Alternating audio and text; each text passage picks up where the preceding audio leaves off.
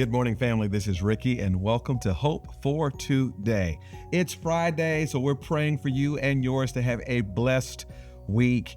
And I'm not going to eat anything too crazy this week. And I'll be honest with you, probably just going to make something at home. We're thinking about burgers. I like to do the thick cut bacon. When I put my hamburger meat together, I have a pack of Lipton onion soup mix with a pack of Hidden Valley Ranch dressing mix, and I mix those together. That's how I season the beef. Has some chopped sliced red onion. That's raw. I love raw red onion. We do some sauteed mushrooms. We do provolone cheese, a little Munster, and that thick cut bacon with the pickles, mustard mayo. It'll be fine. That's all we need. Because all next week I'm doing the carnivore diet. And so I'm literally doing the resets of numbers because me and my trainer have been talking about it. So we're going to have a lot of electrolytes and water and literally 20 ounces of ribeye. No, did he say 20 ounces? No, he said 10 ounces of ribeye a day. So the first 2 days I'm going to love it. But then after that, I'm going to miss starch. So pray for me. I hope you'll have a better eating week than me. We've been talking about faith all week. You know why? It's all about faith week. Faith week. Faith week. At Hope for Today, we've been talking about faith and how to stir it up. So Matthew chapter 17, verse 20, Jesus says, he said to them, because of your little faith, for truly I say to you, if you have faith like a grain of mustard seed, you will say to this mountain, move from here to there, and it will move, and nothing will be impossible for you. It's a wonderful passage. There was a demon possessed, I think it was a boy with a demon, and the disciples had been sent out, and the disciples could not pray effectively to deliver this boy.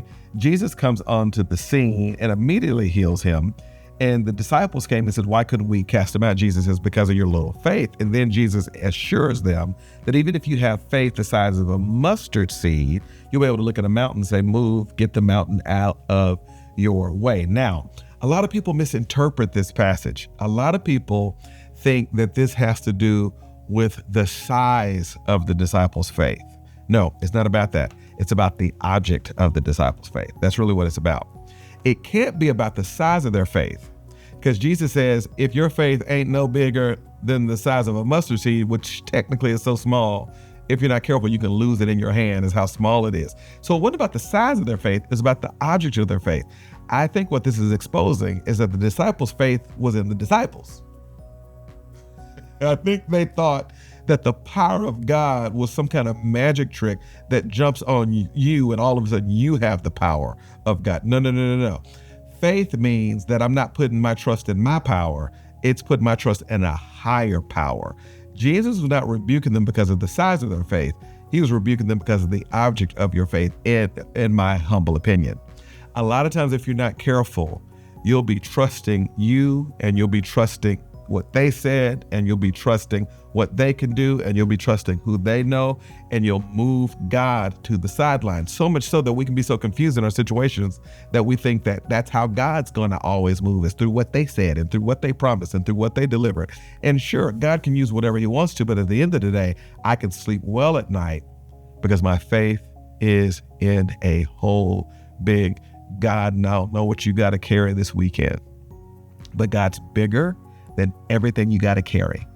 And I heard Jesus say, cast your cares upon me because I care for you. Go in the grace and knowledge of God, our Savior, and be filled with his love and walk in faith today.